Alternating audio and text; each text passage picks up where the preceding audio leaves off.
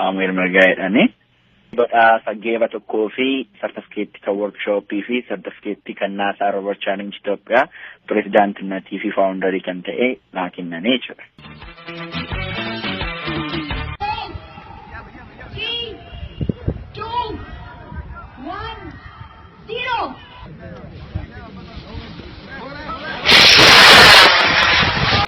Biyya keessatti waa'ee naasaa kana dhaabbata tokko banuuf karoora akka qabdu yeroo darbe dubbattee turte maalirra geesse? Parsantii 75% naa deemeera jechuudha. Iddoo argatteetta?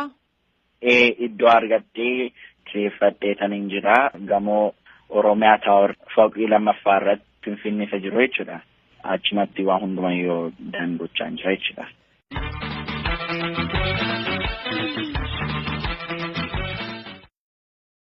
Barataa Samuel Margaa Baragar jechuun 2018tti dorgommii naasaan as United States keessatti gaggeessuuf barattoota akka isaatii 20 kan of keessaa qabu garee tokko hoogganuun as gara United States dhufuuf jira.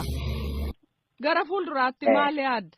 Proposaalii tokko kan qopheessin qaba jechuudha. Proposaaliin kuni Finfinnee International Space Education at Night kan jedhamudha jechuudha. Proposaalicha illee hojjedhee fixeera jechuudha. Sponsor irratti barbaadaan jira jechuudha. Waan hojjedhu kan irratti at least illee hanga humna isaan akka na gargaaran barbaada jechuudha. Barataa Samuel Margaa deebii naa laatteef maqaa raadiyoo sagalee Ameerikaan hedduu galatoom. Baay'ee galatoom jaalladha.